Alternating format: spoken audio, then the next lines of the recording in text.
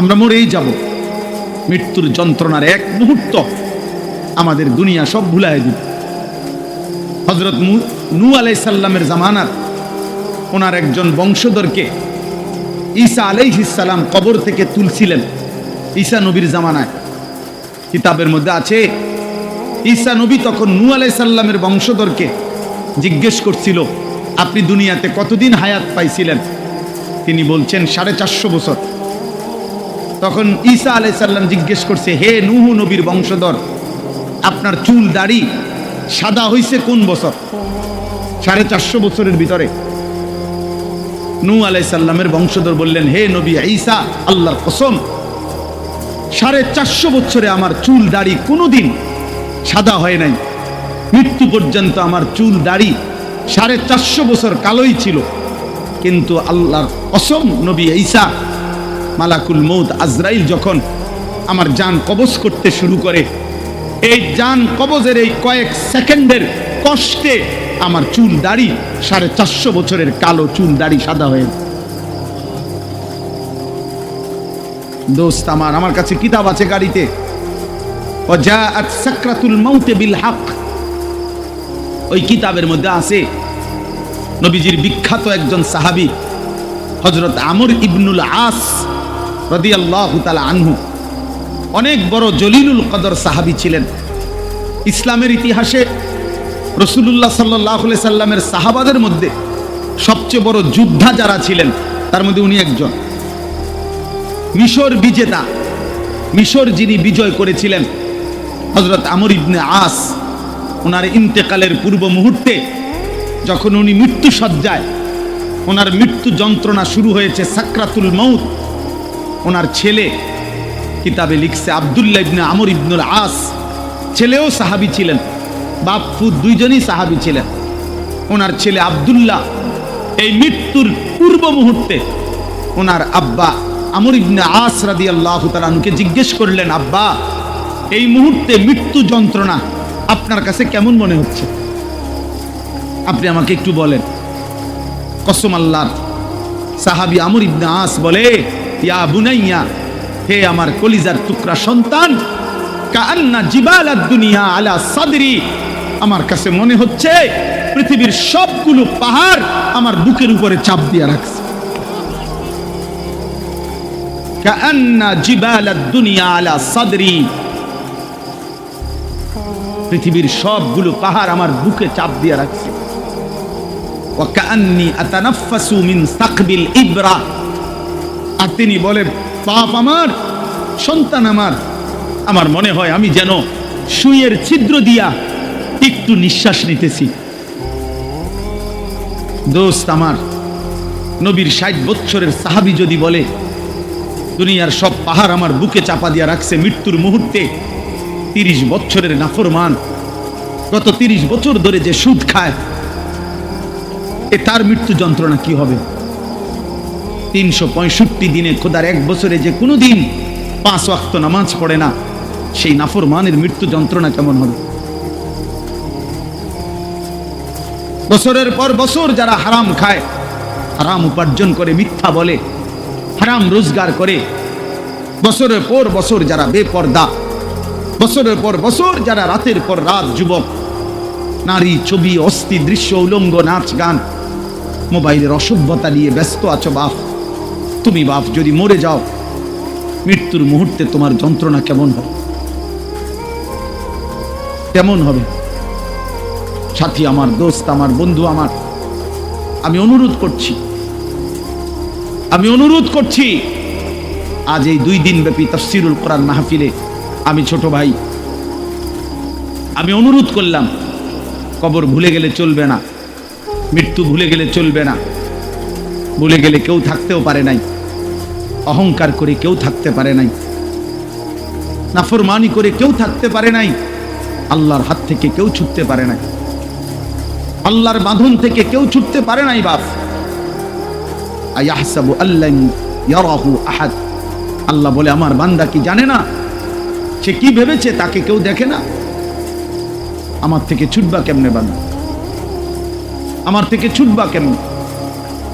কোরআনুল কারীমের 21 নম্বর পারা কোরআনুল কারীমের 32 নম্বর সূরা, সূরায়ে সাজদা।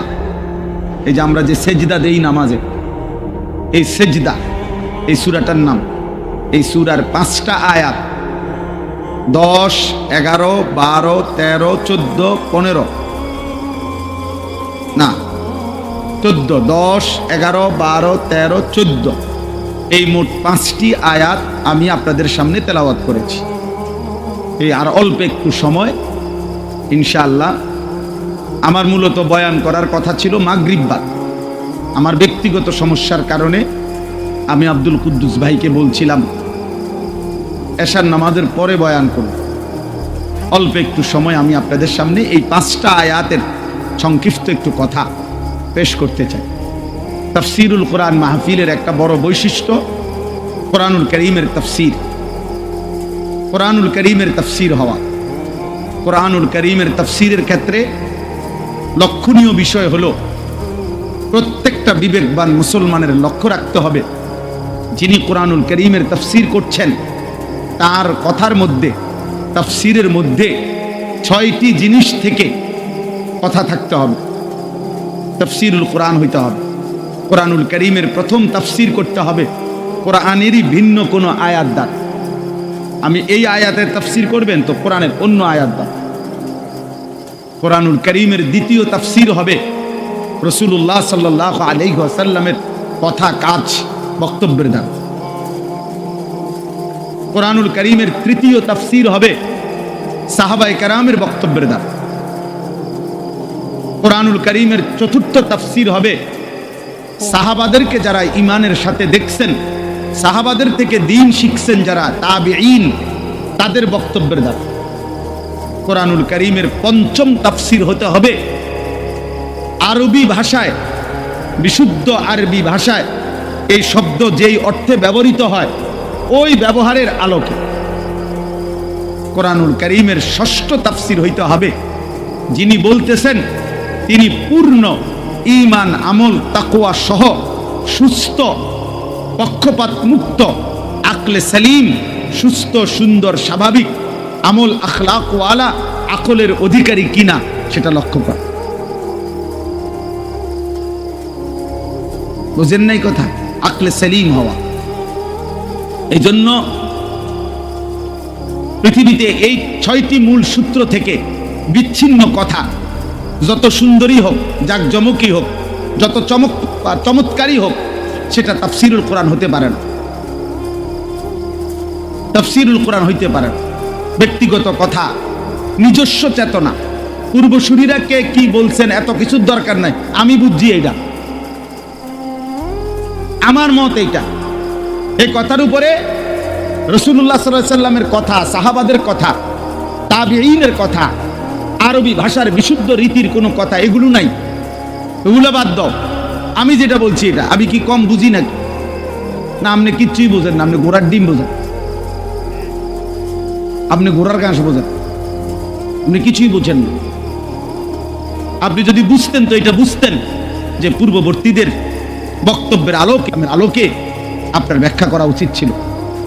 এজন্য কোরআনুল কারীমের মধ্যে আল্লাহ তাআলা বলছেন, হে বন্ধু আমার, নবী আমার, কোরআনুল কারীমের অক্ষর হুবহু আমি আল্লাহ যেভাবে নাজিল করেছি হুবহু শতভাগ নিখুঁত মুখস্থ রাখা আপনার অন্তরে, এটা আমি আল্লাহর দায়িত্ব। আপনি যখনই পড়তে চাইবেন, আপনার উম্মতের সামনে পড়তে পারা, আপনার এই যোগ্যতা, এই তৌফিক আমি আল্লাহর দায়িত্ব। যখনই আপনি ব্যাখ্যা করতে চাইবেন আমি আল্লাহ কি বুঝাইতে চাইছি, এটা যদি আপনি বিশ্লেষণ করতে যান, সেই বিশ্লেষণটাও বলে দেওয়া আমি আল্লাহর দায়িত্ব। এটা আমার জিম্মাদার।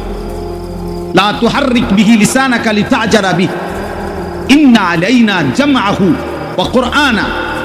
আল্লাহ বলেন আপনার অন্তরে কোরআন হুবহু বসিয়ে দেওয়া, মুখস্থ করিয়ে দেওয়া, আপনার জবান দিয়ে যতবার ইচ্ছা আপনার উম্মতের সামনে পড়িয়ে দেওয়া, পড়ার তৌফিক। এর একটু পরে আছে সুম্মা ইন্না আলাইনা বায়ানা। এই বায়ানা মানে অর্থ হলো, বায়ান মানে হলো ব্যাখ্যা, তাফসীর। অতঃপর এই আয়াতগুলোর তাফসীর, ব্যাখ্যা, বিশ্লেষণ বলে দেওয়া, তিনটাই আমি রব আমার নিজ হাতে নিলাম। সুবহানাল্লাহ, সুবহানাল্লাহ। এজন্য রাসূলুল্লাহ সাল্লাল্লাহু আলাইহি সাল্লামের প্রতি শব্দ, প্রতি উচ্চারণ, প্রতি বাক্য সব কিছু রব কর্তৃক, আল্লাহ কর্তৃক নিয়ন্ত্রিত।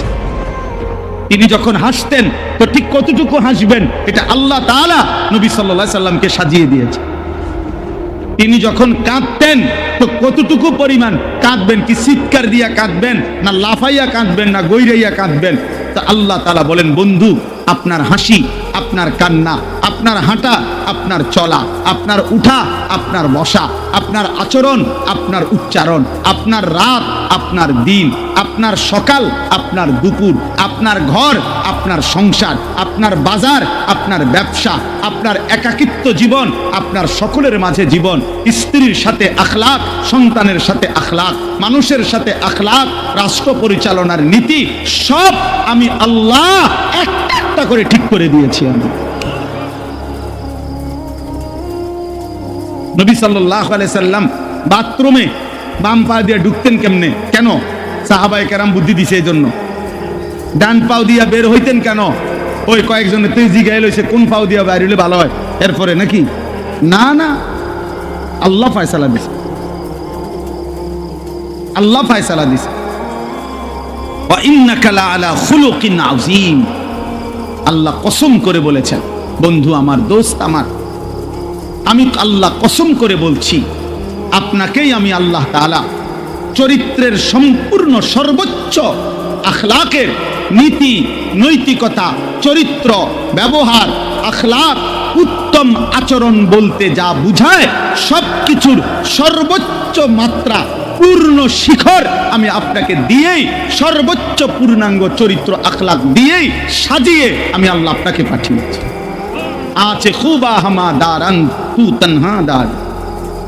আল্লামা ইকবাল এই জন্য বলছে, হে নবী মুহাম্মদ, ১৬ লক্ষ নবী এবং রাসূলের যত গুণ, যত সিফাত, সব যদি সব নবীর মুজিজা আদম থেকে ঈসা আপনার একার মাঝে যদি তালাশ করি, আছে খুবা হামা দারান তু তনহা দারি, আপনি একাই সব,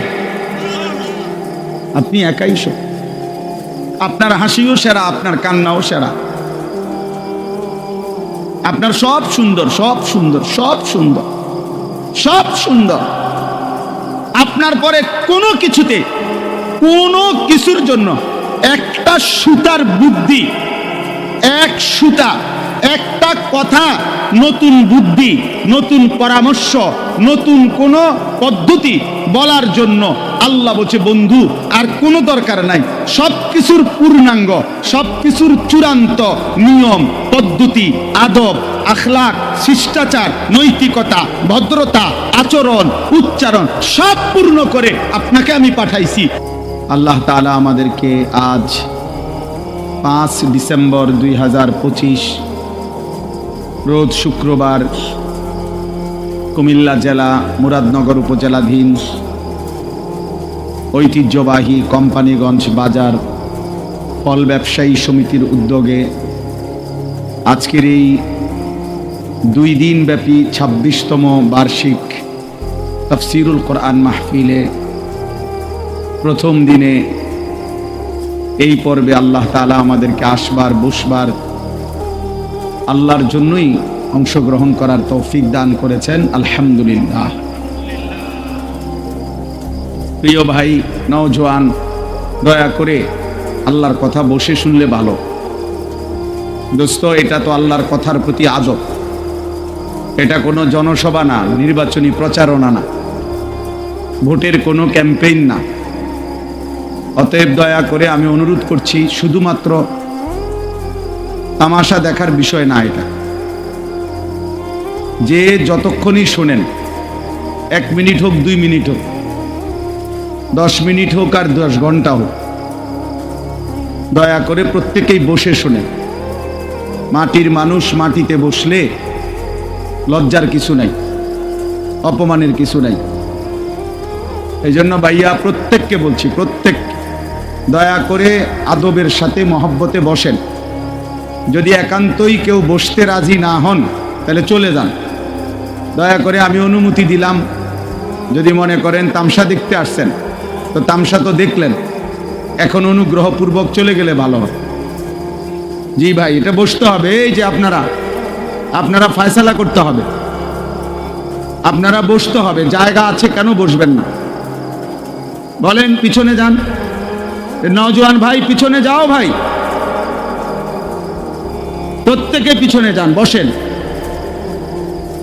একজনও দাঁড়ায় থাকবেন। এই যে কালো গেঞ্জি বউ ভাই, 1 মিনিট হোক। আমার কথা হলো যে হুজুর আমি আসছি 5 মিনিট শুনবো, 5 মিনিটে কোনো আপত্তি নাই। 5 মিনিট বসে শোনেন, 1 মিনিট বসে শোনেন, আমি অনুরোধ করছি। এটাও জরুরি আমাদের জন্য। হযরত জিবরাইল আলাইহিস সালাম প্রিয় নবী সাল্লাল্লাহু আলাইহি ওয়াসাল্লামের কাছে মানুষের সুরতে ওহী নিয়ে যতবার আসতেন ততবার নবীজির সামনে এসে বসতেন, এবং প্রত্যেকবার বসতেন কিভাবে? এতটা মনোযোগ দিয়ে বসতেন, মুখোমুখি হয়ে। হাদিসে স্পষ্ট আছে, ফাসনাদা রুকবাতাইহি ইলা রুকবাতাইহি, অর্থাৎ জিবরাইলের 2 হাঁটু রাসূলুল্লাহ সাল্লাল্লাহু আলাইহি ওয়াসাল্লামের 2 হাঁটু মুখোমুখি একদম বরাবর করে বসতেন। তো যদি আমার 2 হাঁটু বরাবর আরেকজন হাঁটু 2টা মুখোমুখি করে বসে, তাহলে বুক এটাও বরাবর, চেহারা এটাও বরাবর, এতটা বরাবর করে বসতেন। এরপরে নবীজির সাথে কথা বলতেন। এই জন্য আমাদের এই আখলাক দরকার। এটা সুন্নাত, এটা আমল, এটা আদব। আল্লাহর কথা শুনবার ক্ষেত্রে দোস্ত, শুধু কেবল বক্তা দেখলাম, কিছুক্ষণ শুনলাম, চলে গেলাম, এটা যেন না হয়। এটা যেন না হয়। কারো সুর ভালো, কারো টান ভালো, কারো হুঙ্কার ভালো, কারো ঝংকার ভালো, কেউ চিৎকার দিলে ভালো, কেউ কান্দা কান্দা কইলে ভালো, কেউ হাসাইলে ভালো। দোস্ত আমার, এটা কোনো মাহফিলের বিবেচ্য বিষয় না। এটা কোনোভাবেই ইনসাফের কথা না যে আমি শুধু এরকম কোনো একটা কিছুর জন্য অপেক্ষা করলাম, সুর দিলে আসি, নাইলে নাই, টান দিলে আসি, চিৎকার দিলে আসি, নাই তো নাই। না বাপ, আল্লাহর কথা এর জন্য না।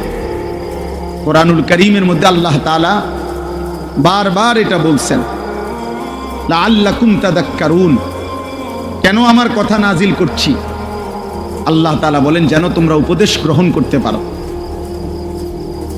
লাআল্লাহুম তাযাক্কারুন, ইয়াইযুকুম লাআল্লাকুম তাযাক্কারুন। আল্লাহ বলেন আমি ওয়াজ করছি যেন তোমরা উপদেশ গ্রহণ করতে পারো। লাআল্লাহুম ইয়াত্তাকুন, আমার বান্দারা যেন আল্লাহকে ভয় করতে পারে। লাআল্লাকুম তাত্তাকুন, যেন তোমরা মুত্তাকি হতে পারো। এইভাবে কোরআনে বলছে লাআল্লাহুম ইয়াতাফাক্কারুন, যেন আমার বান্দারা ভাবতে পারে। বহু আয়াত আছে কোরআনের রেকর্ড যে আল্লাহ চায় বান্দা তুমি আমার কথা থেকে ভাবো, আমার বন্ধুর আখলাক থেকে ভাবো, ফিকির করো, চিন্তা করো, ভাবনা করো। ফাতাবিরু ইয়া উলিল আবসার, আল্লাহ নিজে বলছে হে চোখওয়ালারা তোমরা ভাবো। ফাতাবিরু ইয়া উলিল আলবাব, হে বিবেক বুদ্ধিওয়ালারা তোমরা ভাবো। ইন্নামা ইয়াতাযাক্কারু উলুল আলবাব, আল্লাহ বলেন আমার কোরআন থেকে বিবেকবানরা উপদেশ গ্রহণ করে। আল্লাহ বলছেন লাকাদ কানা ফি কাসাসিহিম ইবরাতুল লিউলিল আলবাব। আমি আল্লাহ পিছনের যতগুলো ঘটনা কোরআনে বলছি, নূহ নবীর ঘটনা, মূসা নবীর ঘটনা, নমরুদের ঘটনা, ফেরাউনের ঘটনা, আল্লাহ বলেন এগুলো ইচ্ছা বলছি আর অবসর সময় পার করছি এজন্য না, বরং ইবরাতুল লিউলিল আলবাব, প্রত্যেকটা বিবেকবান বুদ্ধিমানের জন্য যেন উপদেশ হয়, নসিহত হয়। কোরআনুল কারীমের মধ্যে আছে আল্লাহ বলছেন মূসা নবীকে, ভাইয়া তোমরা বসতে হবে, এই ছেলেরা, এই মোবাইলওয়ালা ছেলে বসো তুমি। দোস্ত আমি অনুরোধ করি, একটা ছেলেও, আমার হাত জোড় অনুরোধ তোমাদের কাছে, মোবাইল হাতে ধরে ভিডিও বা রেকর্ড করবে না কেউ, আল্লাহর ওয়াস্তে। এই মাহফিল আমি যখন কর্মজীবনের শুরু আমার, আমি তখন থেকে চিনি এই মাহফিল। এই মাহফিলে আমি নিজে শ্রোতা হয়ে ওয়াজ শুনছি, এইখানে বসে ওয়াজ শুনছি আমি। এটা ফল ব্যবসায়ীদের মাহফিল, ঐতিহ্যবাহী মাহফিল, আলহামদুলিল্লাহ। অল্প কয়েকজন ব্যবসায়ী মনে করেন আফেল উফুল বেচে, কিন্তু আল্লাহর দ্বীনের একটা ফিকির ধারাবাহিক করাতে আজকে তারা পুরো অঞ্চলের জন্য ব্র্যান্ড, তারা একটা প্রতীক। হাজারো মানুষ অপেক্ষায় থাকে যে ফল ব্যবসায়ীদের মাহফিলটা কোন দিন হবে। তাইলে কিছু অল্প মানুষ হোক, সামান্য হিম্মত হোক, কিন্তু আল্লাহর পথে লেগে গেলে, শুরু করলে একদিন আল্লাহ এটাকে অনেক দূর আগায় দেয়। এটা একটা গুরুত্বপূর্ণ বিষয়, গুরুত্বপূর্ণ বিষয়। এই জন্য দোস্ত আমি অনুরোধ করছি, আমরা প্রত্যেকে একজনও 2 দিন ব্যাপী এই মাহফিলের লাখ লাখ টাকা খরচ, কারো 10 টাকা, কারো 5 টাকা, কারো কষ্টে ভেজা টাকা, সারাদিন দামাদামি মুলামুলি করে এরপরে অর্জন করা বেচারার লাভের কয়টা টাকার থেকে সে এখানে মাহফিলে দিছে, আখেরাতের আশায় দিছে। আমরা ভিডিও করবো, মোবাইল করবো, ছবি তুলমু, বুট বেচা হবে, বাদাম বেচা হবে, চটপুটি বেচা হবে। প্রিয় ভাই, প্রিয় বাবা, এর জন্য এত বড় মাহফিল সাজানো হয় নাই। এটা ইনসাফ না বাপ, এটা ইনসাফ না।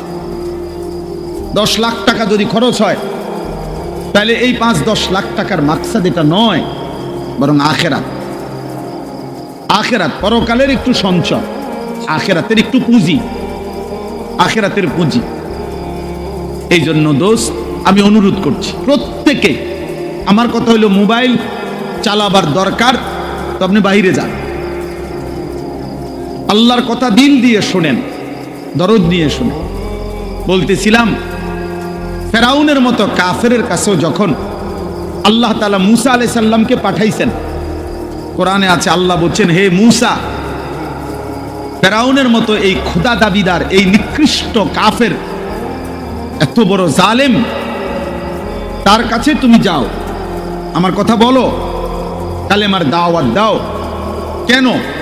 লাআল্লাহু ইয়াতাযাক্কারু আও ইয়াখশা, এই যে কোরআন শরীফের আয়াত, ফাকুলা লাহু কাওলান লাইয়িনা লাআল্লাহু ইয়াতাযাক্কারু আও ইয়াখশা। এই পাঞ্জাবিওয়ালা, এই পাঞ্জাবিওয়ালা, ঘটনা কি? হুজুর অটো উঠাও, সিএনজি উঠাও, বাজারে দেখো জ্যাম লাগিয়ে গেছে, ওগুলো উঠাও।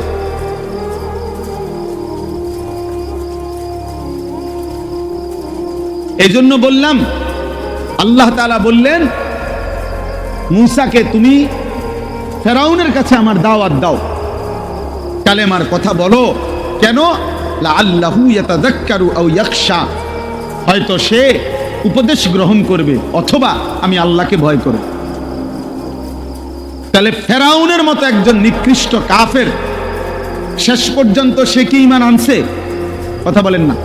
কিন্তু তবুও আল্লাহ তাআলা তার কাছেও যখন পেশ করছে দিন, মুসা নবীকে পাঠাইছেন, বলছে আমি আল্লাহর উদ্দেশ্য, হয় সে উপদেশ গ্রহণ করবে, নয়তো আমি আল্লাহকে ভয় করব। তাহলে পৃথিবীর নিকৃষ্ট কাফেরের কাছেও আল্লাহর দিন পৌঁছানোর উদ্দেশ্য একটাই, উপদেশ গ্রহণ, আল্লাহকে ভয় করা। সেখানে আমাদের কাছে আল্লাহর দিন পেশ করার মাকসাদ কি? তামাশা শুধু? তাইলে আপনি বক্তা যাচাই করে কি লাভ? যে অমুক বক্তার সুরটা ভালো হইছে, অমুক বক্তারে এটা ভালো হইছে। আমার ভাই, এটা দিয়ে হবে কি? এটা দিয়ে কি হবে? আখেরাত দরকার, আখেরাত দরকার, আখেরাত দরকার। আপনি যদি বুঝেন তবুও আখেরাত হবে, আপনি যদি না বুঝেন তবুও আখেরাত। ভুলে গেলেও আখেরাত হবে, স্মরণে থাকলেও আখেরাত হবে। গোলামি করলেও আখেরাত হবে, নাফরমানি করলেও আখেরাত হবে। সেজদা দিতে দিতে কেউ আব্দুল কাদের জিলানী হলেও মরে যাবে, নাফরমানি করতে করতে কেউ ফেরাউন নমরুদ হলেও মরেই যাবে। ওয়াজাআত সাকরাতুল মাউত বিল হক যালিকা মা কুনতা মিনহু তাহিদ। আল্লাহ বলে, বান্দা সত্য সত্যই একদিন, যেদিকে যাও না কেন বান্দা, যত পলায়ন করো না কেন, যতবারই ভেগে যাও না কেন, একদিন সত্য সত্য মৃত্যুর যন্ত্রণা আসবে। আর মৃত্যুর যন্ত্রণা সাকরাতুল মাউত আল্লাহ কোরআনে ব্যবহার করছেন, তাফসীরের মধ্যে আছে কারো মৃত্যুর যন্ত্রণা যখন শুরু হয়, যদি সে বিগত 900 বৎসরও পৃথিবীতে হায়াত পেয়ে থাকে আর 900 বৎসর আল্লাহর নাফরমানি করে থাকে, কিন্তু 900 বৎসরে কোনোদিন 1 সেকেন্ডের জন্য কোন রকমের দুঃখ, কষ্ট, বেদনা, এক ফোঁটা চোখের পানি পড়ে নাই, একটা সুইয়ের কাঁটার আঘাত লাগে নাই, পুরাপুরি 900 বৎসর যেই নাফরমান সুখ আর আনন্দ আহ্লাদে এই দুনিয়া কাটাইছে, খুদার কসম তাফসিরে লিখছে, মৃত্যু যন্ত্রণার প্রথম সেকেন্ডে, 1 সেকেন্ডে আজরাইল জান কবজের আগ মুহূর্তে, মৃত্যু যন্ত্রণার প্রথম মুহূর্তেই 900 বৎসরের সুখ আর আনন্দ নাফরমান ভুলে যাবে, ভুলে যাবে, ভুলে যাবে। পরবর্তী সেকেন্ড যদি তাকে জিজ্ঞেস করা হয়, হে আল্লাহর বান্দা, বিগত দুনিয়াটা তো তুমি খুব আরাম এবং আয়েশে কাটাইছিলা, খোদার কসম তখন ওই নাফরমান বলবে, মাওলা, সুখ কি জিনিস আমি তার জীবনে কোনোদিন দেখি নাই, অথচ সে সুখেই ছিল। হাদিসের মধ্যে আছে, আল্লাহর নবী সাল্লাল্লাহু আলাইহি সাল্লাম বলছেন, হাসরের ময়দানে প্রত্যেক নাফরমানকে, পাপীদেরকে, দুনিয়া যারা আনন্দ উল্লাস আর ফুর্তি আর হারাম মজা নিয়া ভোগ করছে, আল্লাহ তাআলা ফেরেশতাদেরকে বলবে, পরে জাহান্নামের বাহির দিয়া একটা বার ঘুরাইয়া জাহান্নামের দরজা বরাবর 1 মিনিট বা 10টা সেকেন্ড দরজার বরাবর দাঁড় করাইয়া এরপরে আমার কাছে নিয়ে আসো। বিশুদ্ধ হাদিস। প্রত্যেক নাফরমানকে ফেরেশতারা জাহান্নামের বাহিরে ঘুরাইয়া দরজার সামনে 1 মিনিট বা 10টা সেকেন্ডের জন্য দাঁড় করাবে। জাহান্নামের একটা আগুনের বাতাস তার বুকটা বরাবর একটা ধাক্কা দিবে বাতাস।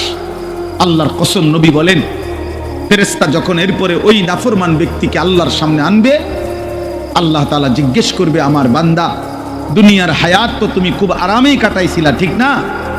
তো সেই নাফরমান পাপী অথচ দুনিয়ায় যে ভোগ বিলাস করছে, সে আল্লাহকে বলবে, রব, জীবনে সুখ কি জিনিস আমি তা কোনোদিন দেখিনি।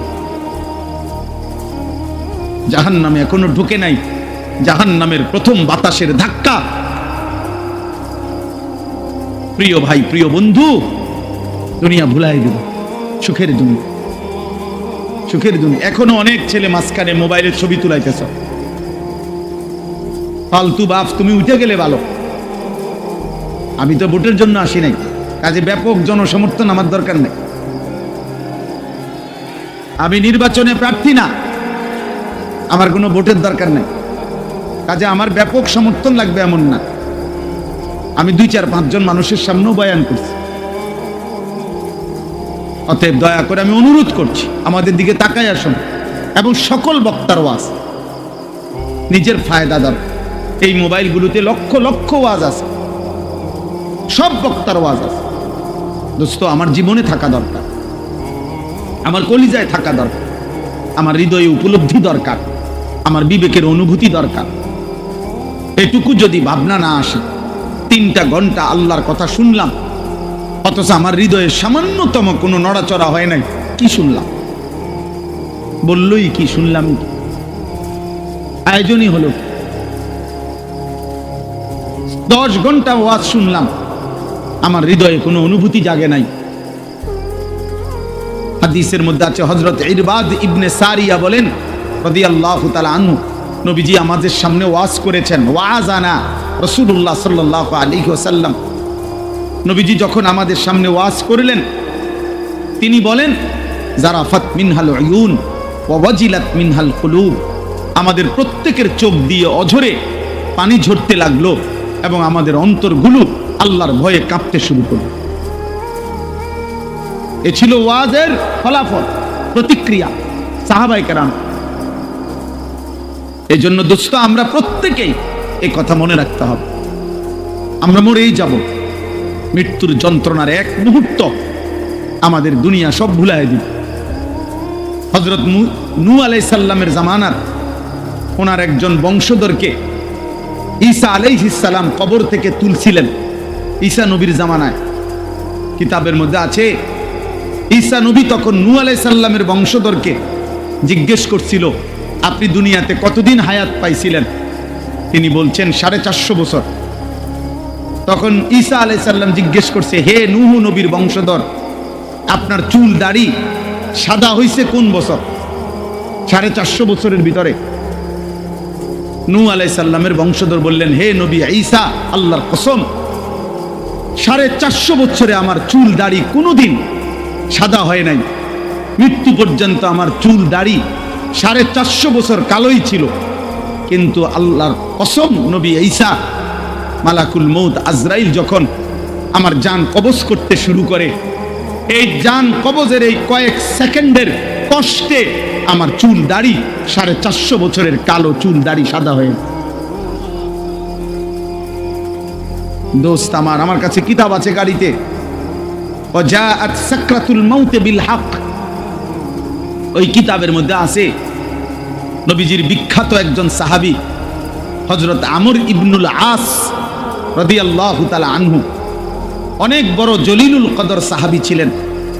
ইসলামের ইতিহাসে রাসূলুল্লাহ সাল্লাল্লাহু আলাইহি সাল্লামের সাহাবাদের মধ্যে সবচেয়ে বড় যোদ্ধা যারা ছিলেন তার মধ্যে উনি একজন। মিশর বিজেতা, মিশর যিনি বিজয় করেছিলেন হযরত আমর ইবনে আস, ওনার ইন্তেকালের পূর্ব মুহূর্তে যখন উনি মৃত্যু সজ্জায়, ওনার মৃত্যু যন্ত্রণা শুরু হয়েছে, সাকরাতুল মাউত, ওনার ছেলে কিতাবে লিখছে আব্দুল্লাহ ইবনে আমর ইবনুল আস, ছেলেও সাহাবী ছিলেন, বাপ ফুত দুইজনই সাহাবী ছিলেন। ওনার ছেলে আব্দুল্লাহ এই মৃত্যুর পূর্ব মুহূর্তে ওনার আব্বা আমর ইবনে আস রাদিয়াল্লাহু তাআলা আনহুকে জিজ্ঞেস করলেন, আব্বা এই মুহূর্তে মৃত্যু যন্ত্রণা আপনার কাছে কেমন মনে হচ্ছে? আপনি আমাকে একটু বলেন। কসম আল্লাহর, সাহাবী আমর ইবনে আস বলে, ইয়া বুনাইয়া, হে আমার কলিজার টুকরা সন্তান, কাআন্না জিবালাদ দুনিয়া আলা সাদরি, আমার কাছে মনে হচ্ছে পৃথিবীর সবগুলো পাহাড় আমার বুকের উপরে চাপ দিয়ে রাখছে। কাআন্না জিবালাদ দুনিয়া আলা সাদরি, পৃথিবীর সবগুলো পাহাড় আমার বুকে চাপ দিয়ে রাখছে। ওয়া কাআন্নী আতানাফাসু মিন সাকবিল ইবরা, আর তিনি বলেন, বাপ আমার, সন্তান আমার, আমার মনে হয় আমি যেন সুইয়ের ছিদ্র দিয়া একটু নিঃশ্বাস নিতেছি। দোস্ত আমার, নবীর 60 বছরের সাহাবী যদি বলে দুনিয়ার সব পাহাড় আমার বুকে চাপা দিয়া রাখছে মৃত্যুর মুহূর্তে, 30 বছরের নাফরমান গত 30 বছর ধরে যে সুদ খায়, তার মৃত্যু যন্ত্রণা কি হবে? 365 দিনে খোদার এক বছরে যে কোনো দিন 5 ওয়াক্ত নামাজ পড়ে না, সেই নাফরমানের মৃত্যু যন্ত্রণা কেমন হবে? বছরের পর বছর যারা হারাম খায়, হারাম উপার্জন করে, মিথ্যা বলে, হারাম রোজগার করে, বছরের পর বছর যারা বেপর্দা, বছরের পর বছর যারা রাতের পর রাত যুবক, নারী, ছবি, অস্থি দৃশ্য, উলঙ্গ নাচ গান, মোবাইলের অসভ্যতা নিয়ে ব্যস্ত আছো বাপ, তুমি বাপ যদি মরে যাও, মৃত্যুর মুহূর্তে তোমার যন্ত্রণা কেমন হবে? কেমন হবে? সাথী আমার, দোস্ত আমার, বন্ধু আমার, আমি অনুরোধ করছি, আজ এই 2 দিন ব্যাপী তাফসীরুল কোরআন মাহফিলে আমি ছোট ভাই, আমি অনুরোধ করলাম, কবর ভুলে গেলে চলবে না, মৃত্যু ভুলে গেলে চলবে না। ভুলে গেলে কেউ থাকতেও পারে নাই, অহংকার করে কেউ থাকতে পারে নাই, নাফরমানি করে কেউ থাকতে পারে নাই, আল্লাহর হাত থেকে কেউ ছুটতে পারে নাই, আল্লাহর বাঁধন থেকে কেউ ছুটতে পারে নাই বাপ। আয়াহসাবু আল্লান ইয়ারাহু আহাদ, আল্লাহ বলে আমার বান্দা কি জানে না? সে কি ভেবেছে তাকে কেউ দেখে না? আমার থেকে ছুটবা কেমনে বান্দা?